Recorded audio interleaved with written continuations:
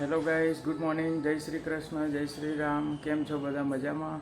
તો સવાર પડી ગયું છે અને સવારના વાગી ગયા છે 8 વાગી ગયા છે અને તમે જોઈ રહ્યા છો આપણે ઘરે દિવાળીનું કામ સ્ટાર્ટ કરી દીધું છે. આ બધી જારીને આપણે કલર કરવાનો છે. જારીની હાલત બહુ ખરાબ થઈ ગઈ છે, તમે જોઈ રહ્યા છો. બધે કાટ આવી ગયો છે. કલરની બહુ જ જરૂર છે, તમે જોઈ રહ્યા છો. તો આખી જારીને આપણે પેન્ટ કરવાનું છે. આ બધું કાઢી અને અહીંયા બધે પેન્ટ કરવાનું છે. નીચે પેન્ટ થઈ ગયું છે. બહારનો નજારો તમે જોઈ રહ્યા છો સવારનો. પેલા મારા ફાધર છે, જોઈ રહ્યા છો. અને સવારનો નજારો કેટલો સરસ છે. આ મહાદેવનું મંદિર છે.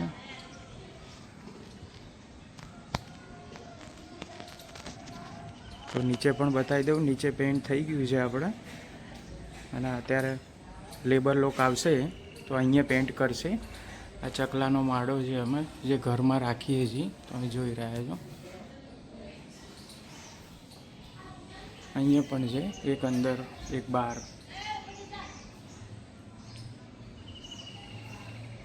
પક્ષીઓ ગરમીના અહીંયા આવીને માળો બાંધે છે આપણા ઘરમાં અને બચ્ચાને જન્મ પણ આપે છે. વિડીયોમાં બન્યા રહેજો. તો ગાઈસ, આ કઠેરામાં કલર થઈ ગયો છે, તમે જોઈ રહ્યા છો. જો અહીંયા કલર થઈ ગયો છે. કાલે લેબર લોકો આવ્યા હતા, અહીંયા કલર થઈ ગયો છે. અને આ જે જારી છે અમારી, ત્યાં પણ કલર થઈ ગયો છે. જોઈ રહ્યા છો કેટલું સરસ લાગે છે. મિલન ઉઠી ગયો છે. મિલન, ગુડ મોર્નિંગ. Good morning. કેમ છો? મજામાં. મજામાં. જો આ કલરનું કામ ચાલી રહ્યું છે. કલર અહીંયા પડ્યો છે અને આ બહારનું કમ્પ્લીટ થઈ ગયું છે, તમે જોઈ રહ્યા છો. કેટલું સરસ લાગે છે.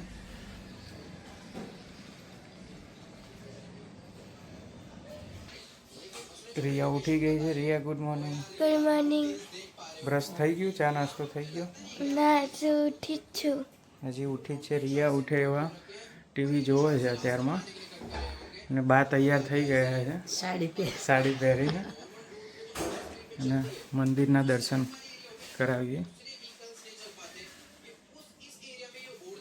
મિલને સવારમાં સાયકલ લઈ લીધી છે.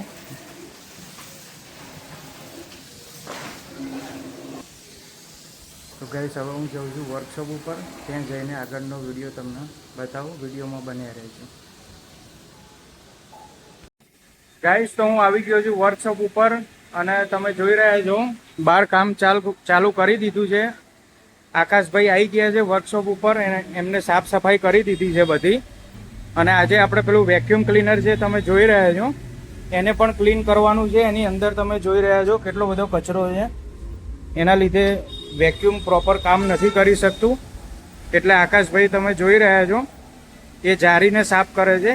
ફિલ્ટર આવે છે એ જારીની અંદર, જે બ્લોકેજ થઈ જાય છે વેક્યુમની અંદર, એટલે એને થોડા ટાઈમે સાફ કરતું રહેવું પડે છે. તમે જોઈ રહ્યા છો.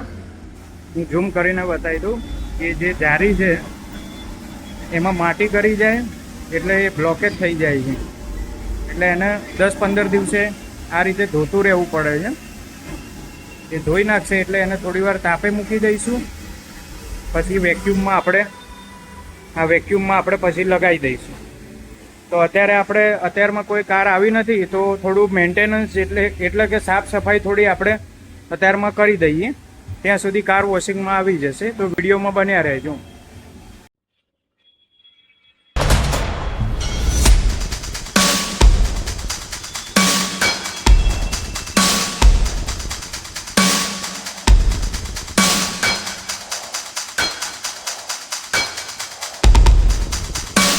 તો ગાઈસ, મોર્નિંગમાં વોશિંગમાં રિક્ષા આવી ગઈ છે, તમે જોઈ રહ્યા છો. અને આ ભાઈ રિક્ષાનો ઓનર છે. એ રિક્ષાને સ્પીકરને ઢબલા પહેરાવે છે જેથી પાણી અંદર જાય નહીં. તમે જોઈ રહ્યા છો. અને આકાશભાઈ કામ સ્ટાર્ટ કરી રહ્યા છે. તો વિડીયોમાં બન્યા રહેજો.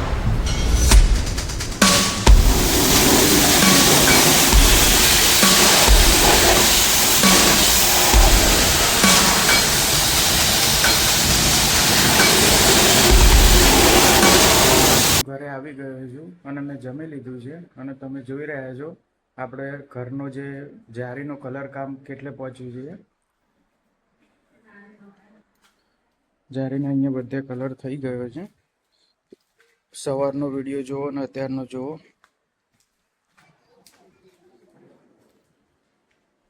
કામ ચાલુ જ છે હજી અને નીચે કેટલું ગંદુ થયું છે તમે જોઈ રહ્યા છો. બધું સાફ કરવાનું છે.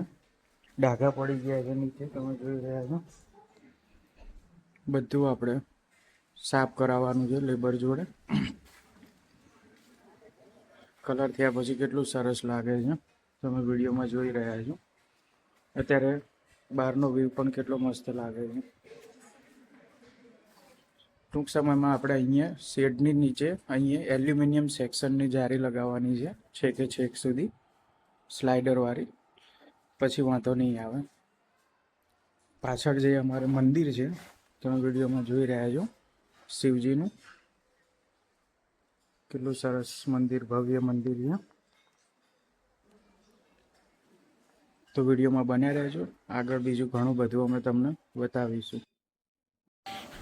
તો ગાઈસ શૂઝ ધોવાઈ ગયા છે આપણા, નવા થઈ ગયા છે એકદમ. તમે જોઈ રહ્યા છો નવો ટાઈમ આવે છે દિવાળીનો એટલે શૂઝ સાફ કરી નાખ્યા છે. અને શૂઝનું આપણે સ્પેશિયલ આ કબાટ જ બનાવેલું છે જેમાં આપણે શૂઝ મૂકી દઈશું.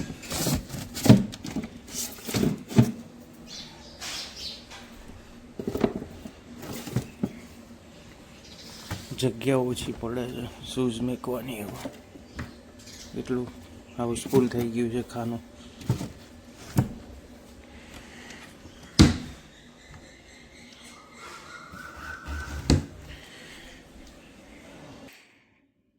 તો ગાઈસ આ મારો બેડરૂમ છે તમે જોઈ રહ્યા છો.